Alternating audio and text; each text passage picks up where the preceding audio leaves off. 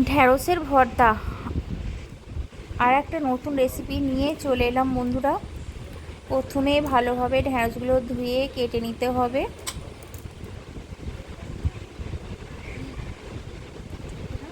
তারপরে গরম ভাতের মধ্যে আমি ঢ্যাঁড়সগুলো বেঁধে দিয়ে দিলাম সেদ্ধ হওয়ার জন্য।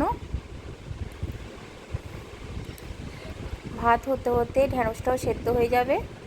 ঢ্যাঁড়সটা সেদ্ধ হয়ে গেছে ভালোভাবে, ওটা তুলে নিলাম। তুলে নিয়ে একটা কড়াতে তেল গরম করে দুটো শুকনো লঙ্কা ভেজে তুলে নেব। তারপরে ওই তেলের মধ্যেই কুচনো পেঁয়াজ দিয়ে ভেজে নেব।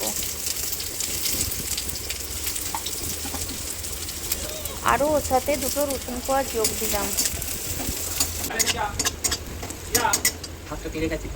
এবার পেঁয়াজগুলো ভাজা হয়ে গেছে, তুলে নেব থালায়।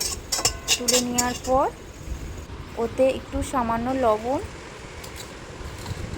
লঙ্কাগুলো ভালোভাবে মেখে একে একে পেঁয়াজ ঢ্যাঁড়স মেখে নেব। এইভাবে এই রেসিপিটা বন্ধুরা করে দেখবেন, খুব ভালো লাগবে। গরম ভাত দিয়ে এই ঢ্যাঁড়সের ভর্তা খুবই ভালো লাগে।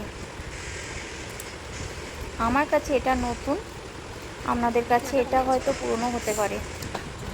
এই ভিডিওটা ভালো লাগলে বন্ধুরা একটা শেয়ার, কমেন্ট আর লাইক করে দেবেন।